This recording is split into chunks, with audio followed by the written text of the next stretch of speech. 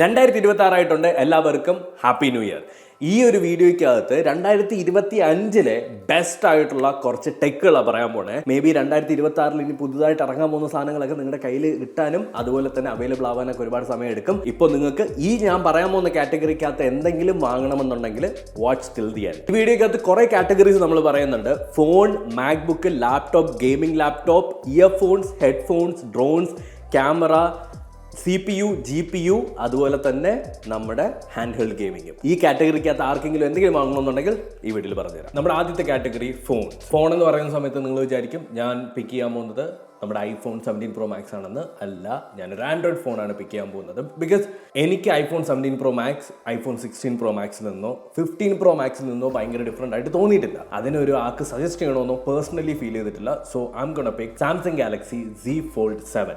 ഈ ഒരു phone fold ചെയ്യാൻ പറ്റുന്ന വലിയൊരു ഡിവൈസാണ്. അതായത് 8 ഇഞ്ചിൻ്റെ ഒരു വലിയ OLED ഡിസ്പ്ലേ, അതുപോലെ തന്നെ പ്രാക്ടിക്കലി നമ്മൾ രണ്ട് S25 Ultra ഒരുമിച്ച് വെച്ച് കഴിഞ്ഞാൽ എങ്ങനെയാണോ അങ്ങനെയാണ് ഈ ഒരു ഫോൺ ഇരിക്കുന്നത്. ഓരോ ഫോണിൻ്റെ പ്രോസ് ആൻഡ് കോൺ ഞാൻ പറഞ്ഞു പോകുന്നുണ്ട്. ഈ പറയുന്ന സാധനങ്ങളുടെ എല്ലാം സ്പെക്ക് നിങ്ങൾക്ക് വേണമെന്നുണ്ടെങ്കിൽ ഡെഫിനറ്റ്ലി നിങ്ങൾക്ക് ഗൂഗിളിൽ സെർച്ച് ചെയ്ത് നോക്കിക്കഴിഞ്ഞാൽ ഫുൾ സ്പെക്ക് കിട്ടും. ചുമ്മാ സ്പെക്ക് പറഞ്ഞ് സമയം കളയാൻ ഞാനില്ല. ഇതിൻ്റെ പ്രോസ് എനിക്ക് ഫീൽ ചെയ്തത്, അത് നല്ല കാര്യങ്ങളായിട്ട് ഫീൽ ചെയ്തത്, ഭയങ്കര തിന്നായിട്ടുള്ള ഒരു ഫോണ്, ഭയങ്കര സ്ലീക്ക് ആയിട്ടുള്ള ഒരു ഡിസൈൻ വൈസ് ആൻഡ് അത് നമ്മൾ കയ്യിൽ പിടിക്കുന്ന സമയത്ത് അതിപ്പോൾ അൺഫോൾഡ് ചെയ്തിട്ട് കയ്യിൽ പിടിച്ചു കഴിഞ്ഞാലും ഞാനൊരു ഫുള്ളി ഫോൾഡഡ് ആയിട്ടുള്ള ഒരു ഫോൺ ഉപയോഗിക്കുന്ന ഒരാളാണ്, OnePlus Open. അത് വെച്ച് കമ്പയർ ചെയ്യുമ്പോൾ one of the lightest and കുറച്ചുകൂടി ഭയങ്കര അടിപൊളിയായിട്ട് തോന്നി. പിന്നെ അതിൻ്റെ display colours, very good display colours. Finally performance. നിങ്ങൾ display, great camera, great design and great performance ആണ് നോക്കുന്നതെന്നുണ്ടെങ്കിൽ സാംസങ് ഗാലക്സി Z Fold 7 ഒരു ഗ്രേറ്റ് ചോയ്സ് ആണ്. ഇനി പോരായ്മകൾ. ഒന്നാമത്തത് സൂപ്പർ എക്സ്പെൻസീവ്, ഭയങ്കര വില കൊടുക്കണം, ഭയങ്കര പൈസ. S Pen സപ്പോർട്ട് സാംസങ് മൊത്തത്തിൽ എടുത്ത് കളഞ്ഞതുകൊണ്ട് S Pen ഇല്ല. മീഡിയം ചാർജിങ് സ്പീഡ് മാത്രമേ ഉള്ളൂ. ചാർജിങ് സ്പീഡും വലിയൊരു പ്രശ്നമാണ്. ഈ ഒരു കാര്യങ്ങൾ 2025 മാറ്റർ ചെയ്യുമോ എന്ന് ആരെങ്കിലും ചോദിച്ചു കഴിഞ്ഞാൽ എനിക്കറിയില്ല. പേഴ്സണലി ഞാൻ മുന്നത്തെ ഒരു വീഡിയോയിൽ പറഞ്ഞ പോലെ തന്നെ എനിക്ക് ഫാസ്റ്റായിട്ട് ചാർജ് ചെയ്യണമെന്ന് എനിക്ക് ഒരു നിർബന്ധമില്ല. ഞാൻ കുറച്ചുകൂടി എൻ്റെ ഫോൺ ടൈം കുറയ്ക്കാനായിട്ട് ആഗ്രഹിക്കുന്ന ഒരാളെന്ന നിലയിൽ എനിക്കതൊരു പ്രശ്നമായിട്ട് തോന്നിയില്ല. നിങ്ങളുടെ ഒപ്പീനിയൻ എന്താണെന്നുള്ളത് കമൻറ്റ് സെക്ഷനിൽ കമൻറ്റ് ചെയ്യുക. അടുത്ത് മാക്ബുക്കിൻ്റെ കാര്യത്തിൽ പ്രൈസ് ടു പെർഫോമൻസ് റേഷ്യോയിൽ എനിക്ക് ഒരേ ഒരു മാക്ബുക്ക് മാത്രമേ എനിക്ക് പിക്ക് ചെയ്യാൻ തോന്നിയുള്ളൂ, MacBook Air M4. It's a very small device. അതായത് ഭയങ്കര ലൈറ്റ് വെയിറ്റ് ആണ്, ഈസി ടു ക്യാരി. നിങ്ങൾക്ക് എവിടെ വേണോ കൊണ്ടുപോകാം, നിങ്ങൾക്ക് വീഡിയോ എഡിറ്റ് ചെയ്യാൻ പറ്റും അത്യാവശ്യം. എന്ന് വെച്ച് ഈ ഗ്രാഫിക്സും 3D ഒക്കെ ചെയ്യാൻ പറ്റുമെന്ന് നിങ്ങൾ വിചാരിക്കേണ്ട, പറ്റില്ല. Cap cut, premier, final cut pro smooth ആയിട്ട് വർക്കാവും, അടിപൊളിയായിട്ട് റെൻഡറാവും. നിങ്ങളിപ്പോൾ ഒരു ട്രാവൽ വ്ളോഗറൊക്കെ കാണുന്നുണ്ടെങ്കിൽ നിങ്ങൾക്ക് ട്രാവൽ ചെയ്യുന്ന സമയത്ത് വീഡിയോ എഡിറ്റ് ചെയ്യണം, ഫോട്ടോ എഡിറ്റ് ചെയ്യണം, ഗുഡ് സ്റ്റഫ്. ഏകദേശം ഇവിടുത്തെ $1000, ദാറ്റ് മീൻസ് അറൗണ്ട് ഒരു 65,000 രൂപ അടുപ്പിച്ചാണ് ഈ ഒരു ലാപ്ടോപ്പ് സ്റ്റാർട്ട് ചെയ്യുന്നത് പ്രൈസിങ്. ഇഷ്ടപ്പെട്ട കാര്യങ്ങൾ ആദ്യം തന്നെ പറയാലോ. ഏറ്റവും റെസ്പോൺസീവ് ആയിട്ടുള്ള ട്രാക്ക് പാഡ്. എനിക്ക് മാക്കിൻ്റെ അല്ലെങ്കിൽ മാക്ബുക്കിൻ്റെ ട്രാക്ക് പാഡ് എപ്പോഴും ഭയങ്കര അക്യുറേറ്റ് ആണെന്ന് എനിക്ക് ഫീൽ ചെയ്തിട്ടുണ്ട്. ഈവൻ ഞാനിപ്പോൾ എൻ്റെ ഒരു സിസ്റ്റം മൊത്തത്തിൽ എൻ്റെ ഒരു മാക്ബുക്ക് പ്രോയിൽ നിന്ന് ഞാനൊരു ഡിസ്പ്ലേയിലേക്ക് കണക്ട് ചെയ്തിട്ടുണ്ട്, ഒരു എക്സ്റ്റേണൽ മൗസും ഉണ്ട്. ഈ എക്സ്റ്റേണൽ മൗസ് വെച്ചിട്ട് ഞാൻ എഡിറ്റ് ചെയ്യുന്ന സമയത്ത് എനിക്ക് ഏറ്റവും വലിയ പ്രശ്നം നേരിട്ടിട്ടുള്ളത് എന്താണെന്ന് വെച്ച് കഴിഞ്ഞാൽ അക്യുറേറ്റ് അല്ല. ട്രാക്ക് പാഡ് കുറച്ചുകൂടി അക്യുറേറ്റ് ആയിട്ട് ഫീൽ ചെയ്തിട്ടുണ്ട്. പെർഫോമൻസ് വൈസ് ബീസ്റ്റ്, ഒന്നും പറയാനില്ല. ആ ഒരു പ്രൈസിന് നിങ്ങളൊരു കമ്പ്യൂട്ടർ, ഒരു ഗെയിമിംഗ് PC ബിൽഡ് ചെയ്യാൻ നിന്ന് കഴിഞ്ഞാൽ പെർഫോമൻസിൻ്റെ കാര്യത്തിൽ നിങ്ങൾ 65,000 രൂപ ബഡ്ജറ്റിനകത്ത് ബിൽഡ് ചെയ്യുന്ന ഗെയിമിംഗ് PC ഒരു രീതിയിലും നമ്മുടെ ഗെയിമിങ്ങിൻ്റെ കാര്യത്തിൽ ഒന്നും പറയാൻ പറ്റില്ല കേട്ടോ. കാരണം മാക്ബുക്കിൽ ഗെയിം കളിക്കാൻ പറ്റില്ല. അല്ലാത്ത പക്ഷം എഡിറ്റിംഗ് എന്ന് പറഞ്ഞിട്ടുള്ള സബ്ജക്റ്റ് എടുത്തു വെച്ച് കഴിഞ്ഞാൽ എഡിറ്റിംഗ് എന്ന കാര്യത്തിൽ മാക്ബുക്ക് എയർ M4 ബീസ്റ്റാണ്, ഭയങ്കര ഒപ്റ്റിമൈസ്ഡാ, സൂപ്പർ സാധനം. പോരായ്മയായിട്ട് തോന്നിയ 2 കാര്യങ്ങളുണ്ട്. ഒന്ന്, മാക്ബുക്ക് പ്രോയിൽ നിന്ന് ഞാൻ മാക്ബുക്ക് എയറിലേക്ക് പോകുന്ന സമയത്ത് റിഫ്രഷ് റേറ്റ് മാക്ബുക്ക് എയർ M4ൻ്റെ അകത്ത് 60 Hz ഉള്ളൂ. അത് മാക്ബുക്ക് പ്രോ ഉപയോഗിച്ചിട്ട് പെട്ടെന്ന് അതിലേക്ക് ഷിഫ്റ്റ് ചെയ്യുന്ന സമയത്ത് എവിഡൻ്റ് ആയിട്ട് നമുക്ക് ഫീൽ ചെയ്യും. അത് ഭയങ്കരമായിട്ട് നമ്മളങ്ങ് മടുപ്പിക്കും. രണ്ടാമത്തത്, ആവശ്യത്തിനനുസരിച്ച് പോർട്ടില്ല എന്നുള്ളത്. മാക്ബുക്ക് പ്രോ നോക്കിക്കഴിഞ്ഞാൽ HDMI, SD കാർഡ് ഇടാനുള്ള പോർട്ട്, അങ്ങനെ ഇങ്ങനെ ഇഷ്ടംപോലെ പോർട്ട്സ് ഉണ്ട്. പക്ഷേ നമ്മുടെ മാക്ബുക്ക് എയറിൻ്റെ അകത്ത് ആവശ്യത്തിനനുസരിച്ച് പോർട്ടില്ല. നമ്മൾ എക്സ്റ്റേണൽ ആയിട്ട് ഇതാ ഇങ്ങനത്തെ ഒരു അഡാപ്റ്റർ വല്ലതും ഒക്കെ മേടിക്കേണ്ടി വരും. അത് എക്സ്ട്രാ പൈസയാവും. ഈ അഡാപ്റ്ററിന് നല്ല വിലയുണ്ട്. ഇനി അടുത്ത് നോർമൽ ലാപ്ടോപ്പ്, ഗെയിമിംഗ് ലാപ്ടോപ്പ് അല്ല, നോർമൽ ലാപ്ടോപ്പ്, Dell 14 പ്രീമിയം. നിങ്ങൾക്ക് ഓഫീസ് യൂസിനായിട്ട് അത്യാവശ്യം കുഴപ്പമില്ലാത്ത, പെർഫോമൻസിൽ പോരായ്മയൊന്നും ഇല്ലാത്ത ഒരു ലാപ്ടോപ്പ് വേണമെന്നുണ്ടെങ്കിൽ ഇതാണ് ദ ബെസ്റ്റ് ചോയ്സ്. ഇത് നാട്ടിൽ അവൈലബിൾ ആണോ എന്നുള്ളത് എനിക്കറിയില്ല, ചെക്ക് ചെയ്ത് നോക്കുക, ഇല്ലെങ്കിൽ ദുബായിൽ നിന്ന് വല്ലതൊക്കെ വരുത്തിക്കുക. സ്ലീക്ക് ആയിട്ടുള്ള ഡിസൈനാണ്, ഭയങ്കര കിട്ടില്ല മോലഡ് ഡിസ്പ്ലേ ആണ്, സോളിഡ് ആയിട്ടുള്ള പെർഫോമൻസും. എനിക്കിഷ്ടപ്പെടാത്ത കാര്യം ഒരേ ഒരു കാര്യം മാത്രമേ ഉള്ളൂ, ഇതിൻ്റെ പ്രൈസിങ് ആണ്. ഫെയർ ആയിട്ടുള്ളൊരു പ്രൈസിങ് ആയിട്ട് എനിക്ക് ഫീൽ ചെയ്തിട്ടില്ല. It's sort of over priced. പക്ഷേ പെർഫോമൻസ് അത്യാവശ്യമുണ്ട്, അത്യാവശ്യം കുഴപ്പമില്ലാത്ത ഫീച്ചേഴ്സ് നമുക്ക് കിട്ടുന്നുണ്ട്, നല്ല ഡിസ്പ്ലേ കിട്ടുന്നുണ്ട്, നല്ല സൗണ്ട് കിട്ടുന്നുണ്ട്, നല്ല സ്പീക്കേഴ്സ് കിട്ടുന്നുണ്ട്, ഇതെല്ലാം ഓക്കെ. പക്ഷേ പ്രൈസിങ് ഒരു വലിയ പ്രശ്നമാണ്. പൊതുവെ ഗെയിമിംഗ് ലാപ്ടോപ്പുകളല്ലാത്ത ലാപ്ടോപ്പുകളുടെ പ്രൈസിങ് എനിക്ക് ഭയങ്കര അൺഫെയർ ആയിട്ട് പലപ്പോഴും തോന്നിയിട്ടുണ്ട്. ലൈക്ക് ബെയർ മിനിമം സാധനങ്ങൾ തന്നിട്ട് 50,000 55,000 രൂപയും 60,000 രൂപയൊക്കെ സ്പെൻഡ് ചെയ്യിപ്പിക്കുന്നത് വിച്ച് ഇസ് നോട്ട് റൈറ്റ്. ഇനി ഗെയിമിംഗ് ലാപ്ടോപ്പിൽ ബൈ ഫാർ ഞാൻ റീസെൻ്റ്ലി ഉപയോഗിച്ചാൽ ഏറ്റവും നല്ല ഗെയിമിംഗ് ലാപ്ടോപ്പായിട്ട് എനിക്ക് ഫീൽ ചെയ്തതാണ് Acer Predator Triton 14AI. ഞാൻ യൂസ് ചെയ്തതിൽ ഏറ്റവും തിന്നസ്റ്റ് ആയിട്ടുള്ള എന്നാൽ ഏറ്റവും നല്ല പെർഫോമൻസ് തരുന്ന ഗെയിമിംഗ് ലാപ്ടോപ്പായിട്ട് എനിക്ക് ഫീൽ ചെയ്തത്. ഇഷ്ടപ്പെട്ട കാര്യങ്ങൾ ആദ്യം തന്നെ എടുത്തു പറയാം. ഒന്നാമത്തത് സൂപ്പർ സ്ലീക്ക് ആയിട്ടുള്ള ഡിസൈൻ, ഐ ലവ് ഇറ്റ്, കിടിലൻ ഡിസൈൻ. രണ്ടാമത്തത് ഇന്നോവേറ്റീവ് ആയിട്ടുള്ള നല്ലൊരു കൂളിംഗ് ഇതിനകത്തുണ്ട്, ഭയങ്കര കിടിലൻ കൂളിംഗ് ഉള്ള ലാപ്ടോപ്പാണ്. ഒരു ലാപ്ടോപ്പ് എന്ന് പറയുന്ന സമയത്ത് അതിൻ്റെ അകത്ത് കൂളിംഗ് ഈസ് വെരി ഇമ്പോർട്ടൻറ്റ്. കാരണം നമ്മളൊരു വലിയൊരു കമ്പ്യൂട്ടർ എടുത്ത് നോക്കിക്കഴിഞ്ഞാൽ ഇഷ്ടംപോലെ ഫാനും അതുപോലെ തന്നെ ലിക്വിഡ് കൂൾസ് കാര്യങ്ങളെല്ലാം ഉണ്ട്. എന്നാൽ ഒരു കോമ്പാക്ട് ഗെയിമിംഗ് ലാപ്ടോപ്പിലേക്ക് വരുമ്പോൾ കൂളിംഗ് ഒരു മേജർ പാർട്ടാണ്. കാരണം നമ്മളൊരു ഡെസ്കിൽ വെച്ച് കഴിഞ്ഞാൽ അതിൻ്റെ കൂളിംഗ് ഗ്രില്ലുകൾ ആ ഒരു ഡെസ്ക് കവർ ചെയ്യുന്നുണ്ട്. ഇപ്പോൾ നമ്മളൊരു ടേബിളിൽ വെച്ച് കഴിഞ്ഞാൽ ആ കൂളിംഗ് ഗ്രില്ല് കവർ ചെയ്യുന്നുണ്ടെങ്കിൽ ആ ഒരു ലാപ്ടോപ്പ് തിളച്ച് പൊട്ടും. ഇത് എത്ര നേരം ഗെയിം കളിച്ച് കഴിഞ്ഞാലും ചൂടാവില്ല എന്ന് ഞാൻ പറയില്ല, പക്ഷെ ഒരു മിനിമൽ ചൂടിൽ മാത്രമേ നിൽക്കുള്ളൂ, ഓവർ ഹീറ്റ് ആവില്ല. ഞാൻ നേരത്തെ മാക്ബുക്കിൽ പറഞ്ഞ ഒരു പ്രശ്നം ഇത് അവർ സോർട്ട് ചെയ്തിട്ടുണ്ട്. ഇഷ്ടംപോലെ പോർട്ടുകളുണ്ട്, ആവശ്യത്തിനും അനാവശ്യത്തിനൊക്കെ പോസ്റ്റ് കൊടുത്തിട്ടുണ്ട്, വിച്ച് ഇസ് ഗുഡ്. ഇഷ്ടപ്പെടാത്ത കാര്യങ്ങൾ again I start with pricing. Price $2,500 $2,600, നാട്ടിലത്തെ അറൗണ്ട് ഒരു 1,50,000 മേളിൽ പ്രൈസ് വരുന്നുണ്ട്, 1,50,000 മേളിൽ പ്രൈസ് വരുന്നുണ്ട്, which is not that good സത്യം പറഞ്ഞു കഴിഞ്ഞാൽ. ഇതിൻ്റെ അകത്ത് 50-70 വരെ നിങ്ങൾക്ക് അപ്ഗ്രേഡ് ചെയ്യാൻ ഓപ്ഷൻ ഉണ്ടെങ്കിലും ഇന്നത്തെ ഒരു ഗ്രാഫിക് കാർഡ് പ്രൈസ്, ഇന്നത്തെ ലാപ്ടോപ്പിൻ്റെയൊക്കെ പ്രൈസ് വെച്ചിട്ട് 50-70 വരെ അപ്ഗ്രേഡ് ചെയ്ത് പോകുന്നത് ഒരു നല്ലൊരു ഓപ്ഷനായിട്ട് എനിക്ക് തോന്നുന്നില്ല. ബട്ട് എന്നാലും പറഞ്ഞു എന്ന് മാത്രം. പിന്നെ ഇതിൻ്റെ സ്പീക്കേഴ്സ് വലിയൊരു പോരായ്മയാണ്. കൂറ സ്പീക്കേഴ്സ് ഉള്ളത് പറയല്ലോ, വെറും കൂറ സ്പീക്കേഴ്സാണ്. നിങ്ങളൊരു ഹെഡ്ഫോൺ മാത്രം ഉപയോഗിക്കാം. ഞാൻ ഹെഡ്ഫോൺസ് മാത്രമേ ഉപയോഗിക്കാറുള്ളൂ. ഞാൻ ലാപ്ടോപ്പിൻ്റെ സ്പീക്കേഴ്സൊക്കെ വളരെ റെയർലി ഉപയോഗിക്കുന്ന ആളാണ്. അങ്ങനെയാണെന്നുണ്ടെങ്കിൽ കുഴപ്പമൊന്നുമില്ല. പക്ഷേ നിങ്ങൾ ഒരു ലാപ്ടോപ്പിൻ്റെ സ്പീക്കേഴ്സിൽ റിലേ ചെയ്യുന്ന ഒരാളാണെന്നുണ്ടെങ്കിൽ എടുക്കരുത് മുഞ്ച്. Best iPad, value for money ഐപാഡായിട്ട് എനിക്ക് ഫീൽ ചെയ്തിട്ടുള്ള ഒരേ ഒരു സാധനം, യെസ് പോരായ്മകളുണ്ട് എന്നാലും ഞാൻ പറയുവാണ്, iPad Air 13" M3 കിട്ടുന്ന സാധനം. 13 ഇഞ്ചിൻ്റെ വലിയൊരു സ്ക്രീന് കിട്ടും. ഇത് കളർ റീപ്രൊഡക്ഷൻ നമ്മൾ iPad പ്രോയുമായിട്ട് കമ്പയർ ചെയ്ത് കഴിഞ്ഞാൽ ഒരു വ്യത്യാസവും എനിക്ക് പേഴ്സണലി കണ്ടിട്ടില്ല. ആകെയുള്ള വ്യത്യാസം ഇതിൻ്റെ റിഫ്രഷ് റേറ്റിലാണ്. റിഫ്രഷ് റേറ്റ് കുറച്ച് പ്രശ്നമായിട്ട് എനിക്ക് ഫീൽ ചെയ്തു. കാരണം എൻ്റെ കയ്യിൽ iPad പ്രോയും ഉണ്ട്. ആ പ്രോ ഉപയോഗിച്ചിട്ട് ഇതിലേക്ക് വരുന്ന സമയത്ത് ഭയങ്കര എവിഡൻ്റ് ആണ്. എനിക്ക് ഫീൽ ചെയ്തിട്ടുള്ളൊരു കാര്യമാണ്, iPad Airൽ ആപ്പിളിന് വേണമെങ്കിൽ ഈ സ്ക്രീൻ സൈസ് 11 ഇഞ്ചിലോട്ടോ അല്ലെങ്കിൽ 10 ഇഞ്ചിലോട്ടോ 10.5 ഇഞ്ചിലോട്ടോ കുറച്ചതിന് ശേഷം ആ റിഫ്രഷ് റേറ്റ് നമുക്ക് തന്നിരുന്നെങ്കിൽ അടിപൊളിയായാണ്. നല്ല കാര്യങ്ങൾ, പവർഫുൾ ആയിട്ടുള്ള ഒരു M3 ചിപ്പ് ഉണ്ട്.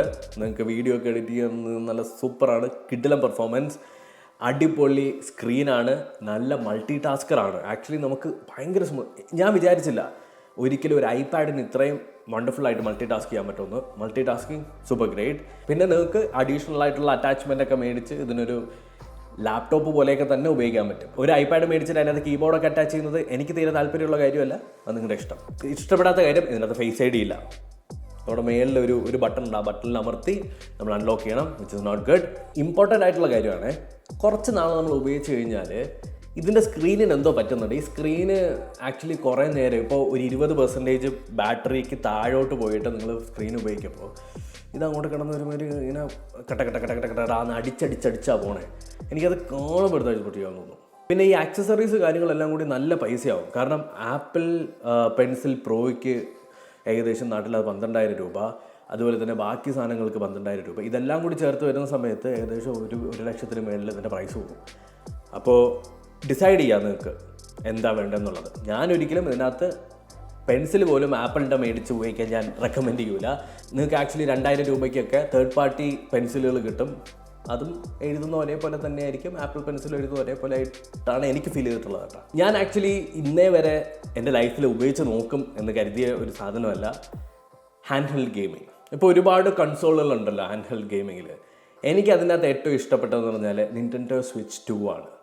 ആക്ച്വലി ഞാൻ ഒരു തവണ ട്രൈ ചെയ്തപ്പോൾ ഞാൻ ഭയങ്കര ഇതൊന്നും കൊള്ളൂല, നമ്മളൊക്കെ PC ഗെയിമറാണല്ലോ, നമ്മൾ കൊന്നാലും PC ഗെയിമിങ്ങിനെ, അത് PC ഗെയിമിങ് ഇത്രയും വള്ളികൾ തന്നു കഴിഞ്ഞാലും നമ്മളതിനെ ഇച്ചിപ്പോ എന്ന് നമ്മൾ സംസാരിക്കില്ല. ഭയങ്കര ഹെസിറ്റേറ്റഡ് ആയിട്ടാണ് ഞാനത് ഉപയോഗിച്ചത്. But it's good, it's good. 7.9 ഇഞ്ചിൻ്റെ ഒരു വലിയ ഡിസ്പ്ലേ, അതാണ് എനിക്ക് ഏറ്റവും ഇഷ്ടപ്പെട്ട കാര്യം. അതുപോലെ തന്നെ കിടിലം ഡിസൈൻ. ഞാൻ ഏസൂസിൻ്റെ ഹാൻഡ് ഹെൽഡ് ഗെയിമിങ്ങും ഞാൻ ഉപയോഗിച്ചതാണ്. ഏസൂസിൻ്റെ ഡിസൈനിങ് അവർ വർക്ക് ചെയ്യണം. എനിക്ക് അങ്ങനത്തെ ഡിസൈൻസ് തീരെ താല്പര്യമുള്ളതല്ല. എനിക്ക് കുറച്ചുകൂടി സ്മൂത്ത്ഡ് ആയിട്ടുള്ള, അല്ലെങ്കിൽ ഭയങ്കര സ്മൂത്ത് ചെയ്തിട്ടുള്ള, ഭയങ്കര ഈ എഡ്ജി അല്ലാത്ത ഡിസൈനാണ് എനിക്കിഷ്ടം. And this is very good. ഒരു കമ്പ്യൂട്ടറിനെ നമ്മുടെ കൈകളിലേക്ക് തന്നിരിക്കുക. അപ്പോൾ അങ്ങനെ നിങ്ങൾക്കൊരു പോർട്ടബിൾ സൂപ്പർ ഗെയിമിംഗ് ഡിവൈസ് വേണമെന്നുണ്ടെങ്കിൽ യു ഷുഡ് ചൂസ് ദിസ്. ഇനി പോരായ്മകളെ പറ്റി പറയാമല്ലോ. ബാറ്ററി, ചവർ ബാറ്ററി ലാസ്റ്റ് ചെയ്യത്തേ ഇല്ല. പ്രൈസിൻ്റെ കാര്യം പറയണമല്ലോ. ഞാൻ ഒരെണ്ണം ഓൺ ചെയ്യുന്നില്ല, എൻ്റെ ഫ്രണ്ട്സിൻ്റെ കയ്യിൽ നിന്ന് ഞാൻ മേടിച്ച് ഉപയോഗിച്ചതാണ്. പ്രൈസ് ഭയങ്കര കൂടുതലാണ്.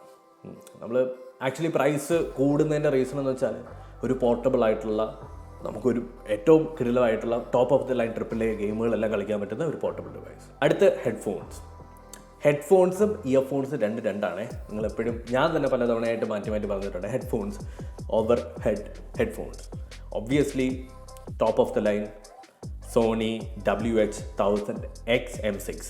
ഏതൊക്കെ ഹെഡ്ഫോൺസ് മാർക്കറ്റിലുണ്ടെന്ന് പറഞ്ഞു കഴിഞ്ഞാലും സോണിയുടെ ഈ ഒരു സാധനം അതേപോലെ ഇരിക്കും. ഡ്യൂറബിൾ ആണ്, ഭയങ്കര കിട്ടുന്ന സൗണ്ടാണ്, ഇഷ്ടംപോലെ ഹാൻഡി ഫീച്ചേഴ്സ് ഉണ്ട്, ഭയങ്കര കംഫർട്ടബിളാണ്.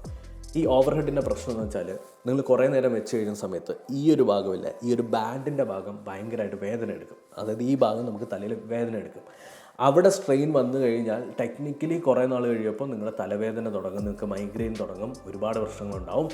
ഇത് ഭയങ്കര കംഫർട്ടബിൾ. ഇത് ആക്ച്വലി ഇരിക്കുന്നത് തന്നെ അറിയത്തില്ല. One of the top comfortable headphones ഞാൻ എല്ലാവർക്കും റെക്കമെൻഡ് ചെയ്യുന്നത്. ഇഫ് യു ഹാവ് മണി, നിങ്ങൾക്ക് ഇൻവെസ്റ്റ് ചെയ്യാൻ പറ്റുന്നുണ്ടെങ്കിൽ invest in something good like this. ഇഷ്ടപ്പെടാത്ത കാര്യങ്ങൾ പറയാലോ. ക്വാളിറ്റി, കോൾ ചെയ്യാനും ഒന്നും 5 പൈസയ്ക്ക് കൊള്ളൂല. രണ്ടാമത്തെ കാര്യം പ്രൈസ്, പലതവണ പല പ്രൈസാണ്. നിങ്ങൾക്ക് എന്തെങ്കിലും ഓഫർ വരുന്ന സമയത്തുണ്ടെങ്കിൽ വാങ്ങിച്ചു നോക്കുക. ഇയർഫോൺസിനെ പറ്റി പറയാലോ. Earphones, Android users, I am sorry, like best earphones ആയിട്ട് എനിക്ക് ഫീൽ ചെയ്തത് എയർപോഡ്സ് തന്നെയാണ്. ഇപ്പോൾ ഏറ്റവും ലേറ്റസ്റ്റ് ആയിട്ടുള്ളത് എയർപോഡ്സ് 3 Pro തന്നെയാണ് വൺ ഓഫ് ദ ബെസ്റ്റ്. അതിനകത്ത് നോ ഡൗട്ട് ഏറ്റവും നല്ല നോയ്സ് ക്യാൻസലേഷൻ, ഏറ്റവും നല്ല കോൾ ക്വാളിറ്റി, ഏറ്റവും നല്ല സൗണ്ട് ക്വാളിറ്റി, ലൈവ് ട്രാൻസ്ലേഷൻ പരിപാടികൾ, ബാറ്ററി ലൈഫ്, ഏറ്റവും കിടലുമായിട്ട് എനിക്ക് ഫീൽ ചെയ്തിട്ടുള്ള ഒരു ഇയർഫോൺസ് അത് തന്നെയാണ്. ഇഷ്ടപ്പെടാത്ത 2 കാര്യങ്ങളാണുള്ളത്. ഒന്ന്, എല്ലാവരുടെയും കാതിൽ ഈ സാധനം ഇരിക്കില്ല. കുറേ നാൾ നിങ്ങൾ ഉപയോഗിച്ച് കഷ്ടപ്പെട്ട് ഉപയോഗിച്ച് വന്നു കഴിഞ്ഞാൽ പിന്നീട് അത് ഫിറ്റ് ആവും. കുറച്ച് നാളെടുക്കും നമ്മുടെ കാതിലോട്ട് അത് സെറ്റായി വരാൻ. രണ്ടാമത്തത്, ഇത്രയും വോളിയം ഇതിനകത്ത് വേണമെന്ന് എനിക്ക് ഒരിക്കലും തോന്നിയിട്ടില്ല. കാരണം നമ്മളിപ്പം ഒബ്വിയസ്ലി ഫുൾ പൊട്ടൻഷ്യൽ കിട്ടാൻ ഫുൾ വോളിയത്തിൽ വെക്കും. പക്ഷെ അങ്ങനെ ഫുൾ വോളിയത്തിൽ വെക്കേണ്ട ആവശ്യം, ഇത്രയും വോളിയം അതിനകത്ത് വേണമെന്ന് എനിക്ക് തോന്നിയിട്ടില്ല. അതെനിക്ക് മാത്രം തോന്നിയാണെന്ന് എനിക്കറിയില്ല. നിങ്ങൾക്ക് അതിനെ പറ്റിയിട്ട് ഡിബേറ്റ് ചെയ്യാവുന്നതാണ്. ഇനി CPU, അതായത് ഏറ്റവും നല്ല പ്രൊസസ്സർ. ആക്ച്വലി ഞാനൊരു റൈസൺ അല്ലെങ്കിൽ ഒരു AMD ഫാനൊന്നുമല്ല. ഞാൻ എപ്പോഴും ഇൻ്റലിനെ സപ്പോർട്ട് ചെയ്യുന്ന ഒരു ഇൻ്റൽ ഫാൻ എന്ന രീതിയിൽ ഞാൻ ഇന്നേ വരെ ആദ്യത്തെ എൻ്റെ ഗെയിമിംഗ് കമ്പ്യൂട്ടർ അല്ലാതെ ഒരു ഗെയിമിംഗ് കമ്പ്യൂട്ടറും AMD ഉപയോഗിച്ചിട്ടില്ല. ഏറ്റവും നല്ല പ്രൊസസ്സർ AMD Ryzen 9 9950 X3D. ഇതൊരു 16 കോർ 4.3 GHz ബേസ് ക്ലോക്ക് ചെയ്തിട്ടുള്ളൊരു പ്രോസസ്സറാണ്. അതിനെ നിങ്ങൾക്ക് ഓവർ ക്ലോക്ക് ചെയ്ത് 5.7 GHz മാറ്റാൻ പറ്റും. ഈ ഒരു പ്രോസസ്സർ ഒരു ഗെയിമിംഗ് കമ്പ്യൂട്ടറിനകത്തുണ്ടെങ്കിൽ ഈ പ്രോസസ്സറിൽ തന്നെ ആവശ്യത്തിലധികം പരിപാടികൾ ചെയ്യാനുള്ള റൂമുണ്ട്. ഈ പ്രോസസ്സർ ഏറ്റവും കൂടുതൽ ഹിറ്റ് ചെയ്യുന്നത് ഗെയിമിംഗ് പെർഫോമൻസിലും 3D പ്രോസസ്സിലുമാണ്. അതായത് ഇപ്പോൾ 3D വർക്കുകൾ ചെയ്യുന്ന ആളുകളാണെന്നുണ്ടെങ്കിൽ ഡെഫിനറ്റ്ലി നിങ്ങൾ ഇൻവെസ്റ്റ് ചെയ്യേണ്ടത് ഇതിലാണ്. ഇപ്പോൾ ഫോർ എക്സാമ്പിൾ നിങ്ങൾ എഡിറ്റിംഗ്, അതിനകത്ത് 3Dയും അതുപോലെ തന്നെ ഭയങ്കര വർക്ക് ലോഡുള്ള ഹെഫ്റ്റി വർക്കുകൾ ചെയ്യുന്നവരാണെന്നുണ്ടെങ്കിൽ ഇൻവെസ്റ്റ് ഇൻ ദിസ്. നിങ്ങൾ ഈ വീഡിയോ കണ്ടുകൊണ്ടിരിക്കുന്നവർ ചുമ്മാ ക്യൂരിയോസിറ്റിക്ക് പോലും ഇതിൻ്റെ പ്രൈസ് ചെക്ക് ചെയ്ത് നോക്കണ്ടെന്നേ ഞാൻ പറയുള്ളൂ. ഇത് ആക്ച്വലി പ്രാക്ടിക്കലി നിങ്ങൾക്ക് വാങ്ങാൻ പറ്റുന്ന ടെക്കുകൾ എന്നതല്ലല്ലോ നമ്മുടെ ടോപ്പിക്ക്. അതായത് 2025 ബെസ്റ്റ് ഓഫ് ദ ലൈൻ സാധനങ്ങൾ ഏതൊക്കെയാണ്. So that's it. ഇനിയാണ് നമ്മുടെ ഐറ്റം വരുന്നത്, ഗ്രാഫിക് കാർഡ്. എൻ്റെ കരിയറിൽ ഇന്നേ വരെ ഗ്രാഫിക് കാർഡിൻ്റെ പ്രൈസ് കണ്ട് ഞാനിങ്ങനെ പള്ളു വിളിച്ചിരുന്ന ഒരു സമയമില്ല. എൻ്റെ ഏറ്റവും നല്ല പിക്ക് 5090 ആണെന്ന് നിങ്ങൾ കരുതണ്ട, 5070 Ti, RTX 5070 Ti. അതായത് ഒരു ഗ്രാഫിക് കാർഡിന് 5 ലക്ഷം 6 ലക്ഷം ഒന്നും കൊടുക്കാൻ പറ്റൂല. എന്നാൽ വാങ്ങാൻ പറ്റുന്നതും ബാക്കി പൈസയ്ക്ക് നിങ്ങളുടെ കയ്യിൽ ഒരു 3 ലക്ഷം 3.5 ലക്ഷം രൂപ ബഡ്ജറ്റ് ഉണ്ടെങ്കിൽ ഒരു ഹൈ എൻഡ് ബിൽഡ് ഉണ്ടാക്കാനും പറ്റും. എന്നാൽ നിങ്ങൾക്ക് അഫോർഡ് ചെയ്യാൻ പറ്റുന്നതും അധികം ഫ്ലക്ച്വേഷൻ വരാത്തതുമായിട്ടുള്ള ഒരു ഗ്രാഫിക് കാർഡായിട്ടാണ് എനിക്ക് ഫീൽ ചെയ്യുന്നത്. നാട്ടിലെ പ്രൈസ് എന്താണെന്ന് എനിക്കറിയില്ല, ജസ്റ്റ് ചെക്ക് ചെയ്ത് നോക്കുക.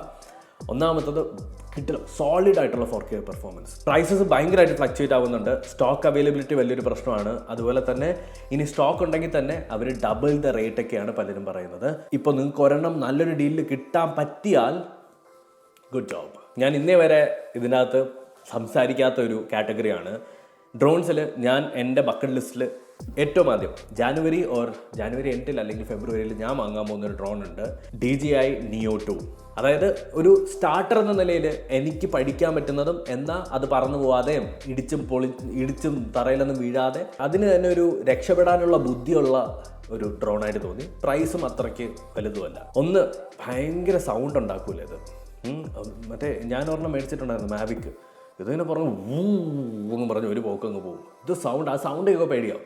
രണ്ടാമത്തെ ലൈഡർ ഒബ്സ്റ്റക്കിൾ ഡിറ്റക്ഷൻ. എന്തെങ്കിലും ഒരു ഒബ്ജക്റ്റ് ഫ്രണ്ടിൽ വരലോ ഉണ്ടെങ്കിൽ അത് സെൻസർ വെച്ചിട്ട്, ഈ ലൈഡർ സെൻസർ വെച്ചിട്ട് ഡിറ്റക്ട് ചെയ്ത് അത് അവോയ്ഡ് ചെയ്യും. ബാറ്ററി ലൈഫ് ഭയങ്കര അടിപൊളിയാണ്. പിന്നെ ലോകത്തിൻ്റെ എവിടെ വേണമെങ്കിലും കൊണ്ടുപോകാം. നിങ്ങൾക്ക് ഈ ഡ്രോൺ ഓടിക്കാനായിട്ട് പ്രത്യേക ലൈസൻസ് കാര്യങ്ങളൊന്നും വേണ്ടി വരില്ല. ഒരു affordable at the same time ഒരു കോമ്പാക്റ്റ് ആയിട്ടുള്ള ഡ്രോൺ. ഒരു സിനിമാറ്റോഗ്രാഫർ അല്ല, ഒരു ട്രാവലർ. അതുപോലെ തന്നെ എനിക്ക് വല്ലപ്പോഴൊക്കെ എൻ്റെ ഫ്രണ്ട്സുമായിട്ടൊക്കെ പോകുന്ന സമയത്ത് കുറച്ച് ഡ്രോൺ ഷോട്ടുകൾ എടുക്കണം എന്നൊരാവശ്യം വെച്ചിട്ട് എനിക്ക് ഭയങ്കര ഓക്കെ ആയിട്ട് ഫീൽ ചെയ്തൊരു സാധനം. സോ ഇത്രയാണ് 2025 കഴിഞ്ഞ വർഷത്തെ എൻ്റെ ടോപ്പ് ടെക് പിക്സ്. അപ്പോൾ ഈ വീഡിയോ നിങ്ങൾക്ക് ഇഷ്ടപ്പെട്ടോന്നൊന്നും എനിക്ക് അറിഞ്ഞുകൂടാ. ഈ വീഡിയോ നിങ്ങൾക്ക് എന്തെങ്കിലും ഈ വീഡിയോ ഞാൻ എന്തെങ്കിലും വാല്യൂ തന്നിട്ടുണ്ടോയെന്നും എനിക്ക് അറിഞ്ഞുകൂടാ. വാല്യൂ തന്നിട്ടുണ്ടെന്ന് നിങ്ങൾക്ക് ഫീൽ ചെയ്യുന്നുണ്ടെങ്കിൽ please like this video, subscribe to my channel. പുതിയ ടെക് വീഡിയോസ് ഉടനെ വരുന്നുണ്ട്. അപ്പോൾ അടുത്ത വീഡിയോ കാണാം.